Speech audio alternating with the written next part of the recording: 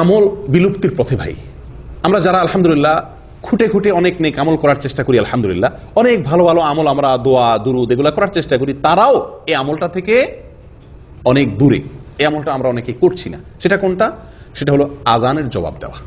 মুয়াজ্জিন যখন আজান দেন ৫ ওয়াক্ত নামাজের জন্য, সালাতের জন্য, তো মুয়াজ্জিনের আজানের কি দেওয়া? মৌখিক জবাব দেওয়া। একটা তো সশরীরে উপস্থিত হয়ে জবাব দিলাম, সেটা তো আছেই, কিন্তু আজান যখন দেন তখন মুয়াজ্জিনের সঙ্গে সঙ্গে আজানের বাক্যগুলো বলা, আজানের জবাব দেওয়া মৌখিকভাবে, এটি গুরুত্বপূর্ণ একটি আমল যেটি আমাদের সমাজ থেকে প্রায় বিলুপ্তির পথে। এই আমলটা পুরুষ মহিলা সবাই করতে পারেন, কথা বুঝে আসছে, এবং এটার জন্য ওযুর কিছুর প্রয়োজন হয় না। যে অবস্থায় আমি আছি ওই অবস্থায় শুধু মুখে মুয়াজ্জিন যে বাক্যগুলো বলছেন আমিও সাথে সেই বাক্যগুলো বলতে পারি, বললে আমি বিশাল বড় সওয়াবের অধিকারী হতে পারি। অথচ এটা আমাদের করা হয় না। আজান চলে, আমরা অন্য কোনো মনস্ক থাকি, হয়তো আমি নামাজ পড়তে আসবো মাশাআল্লাহ ভালো, কিন্তু ওই যে জবাব দেওয়া দরকার ওই সময় হয়তো আমি কোনো কথা বলছি, কোনো কাজে ব্যস্ত, অথবা অন্য মনস্ক, অথবা কোনো কাজ নাই কিন্তু জবাব দিচ্ছি না, এরকম না হয় বেশিরভাগ ক্ষেত্রে? প্রিয় ভাইরা, আজকে আমরা জেনে নেই যে আজানের জবাব দিলে কি লাভ হয়, কি লাভ হয়। সুবহানাল্লাহ, যে বিশাল ফজিলত এই আজানের জবাব দেওয়ার জন্য রয়েছে নবী সাল্লাল্লাহু আলাইহি ওয়াসাল্লাম ঘোষণা অনুযায়ী, তা শুনলে আমরা আর কখনোই আমলটা ছাড়বো না ইনশাআল্লাহ। দেখুন, প্রথম কথা হলো আজান যিনি দেন তার সওয়াব কি? তার সওয়াব তো অনেক। কিয়ামতের দিন তার গর্দান থাকবে সবচাইতে উঁচু। গর্দান থাকার উদ্দেশ্য অর্থ হলো সে সবার উপরে থাকবে, বুঝা আসছে কথা? সম্মানিত যে, এটা বোঝা যাবে। বুখারীর হাদিসে আসছে নবী সাল্লাল্লাহু আলাইহি ওয়াসাল্লাম বলেন, লাউ ইয়ালামুন নাস মা ফিন নিদা ওয়াস সাফিল আউয়াল লাস্তাহামু।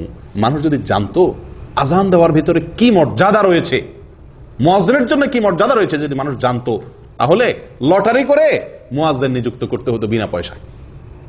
মানুষ প্রতিযোগিতায় লিপ্ত হতো, লটারি করে ফ্রি আজান দেওয়ার জন্য মানুষ আসতো, যদি জানতো তার কি মর্যাদা। তাবরানীর এক হাদিসে আসছে নবী সাল্লাল্লাহু আলাইহি ওয়াসাল্লাম বলেছেন, ওয়া আজরুহু মিসলু আজরি মান সাল্লামা। মুয়াজ্জিনের সওয়াব হলো মুয়াজ্জিনের আজান শুনে তার সঙ্গে যত লোক নামাজ পড়েছে তাদের সবার সমপরিমাণ সওয়াব অতিরিক্ত হিসাবে, এক্সট্রা হিসাবে, বোনাস হিসাবে মুয়াজ্জিনকে দেওয়া হয়। সুবহানাল্লাহ। এই সব ফজিলত শুনে আবু দাউদের এক হাদিসে আসছে, এক সাহাবী বলছেন, সাহাবীদের ভিতরে তো ভাই আমলের প্রতিযোগিতা, তারা তো জান্নাতের যাত্রী।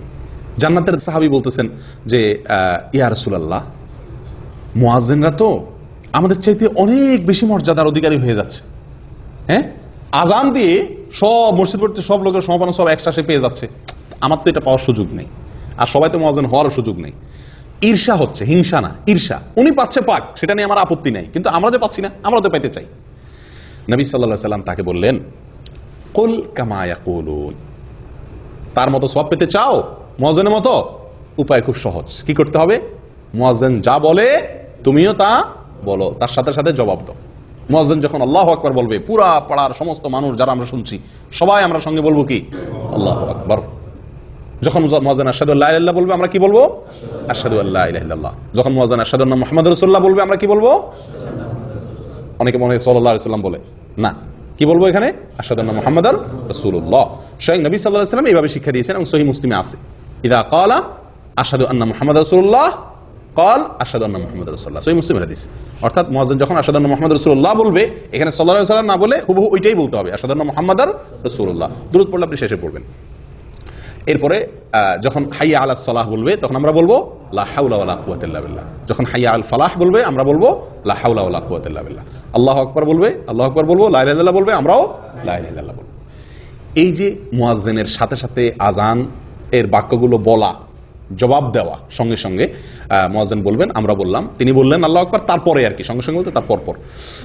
এটা বললে মুয়াজ্জিন যে পরিমাণ সওয়াব পাবেন, আপনিও সে পরিমাণ সওয়াব পাবেন।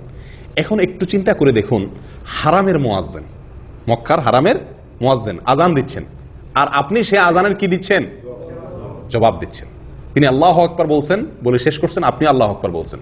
তার আজান শুনে কত হাজার হাজার মানুষ নামাজ পড়তে আসবে হারামে। তাদের নামাজের কি মান, কি কোয়ালিটি, কত ভালো মানুষ তার ভিতরে থাকবেন। এই সবার সমপরিমাণ সালাতের এক্সট্রা সওয়াব আপনি পেয়ে যাবেন, শুধুমাত্র জবাব দিন।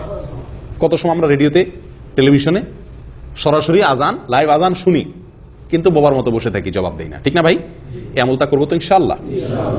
মুয়াজ্জিন আজান দিয়ে যে সওয়াব পাচ্ছেন, আপনি আজান না দিয়ে ইনশাআল্লাহ বিদিনা সেরকম সওয়াব পাবেন। বলে তাহলে আর মুয়াজ্জিন হওয়ার দরকার কি?